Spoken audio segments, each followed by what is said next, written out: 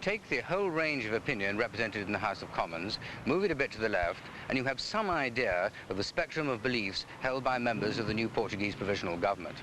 True, General Spinola has said it's to be a government without parties because it's for all parties, without tendencies because it considers all tendencies.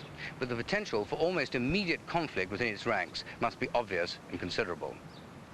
For instance, on the crucial question of the African territories, Dr. Mario Soares, the socialist leader, who's the new foreign minister, wants them to have immediate independence.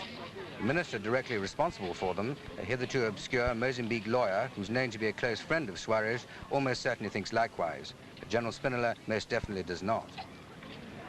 It's rumoured that the Secretary-General of the Communist Party, Dr. Alvaro Cunhal, one of 3 ministers without portfolio with troubleshooting roles, turned down the Ministry of Labour, which has gone to the other communists in the government. But that's probably where troubleshooting will be most needed. Again, there are potentially conflicting views within the government. The communists and socialists can hardly not support the union's wage claims, some for as much as 100% increases. But the government's liberal technocrats will say that with inflation running at over 20% a year, the highest in Europe, granting these claims will make Portuguese goods uncompetitive abroad. With the unenviable task of refereeing these tussles is the new Prime Minister, Professor Palma Carlos, a lawyer of 69, who's a liberal with a small L and no party affiliations. For over 65% of Portuguese, this is their first ever taste of democratic life. And since the April 25th coup, over 40 parties have blossomed to attract their votes.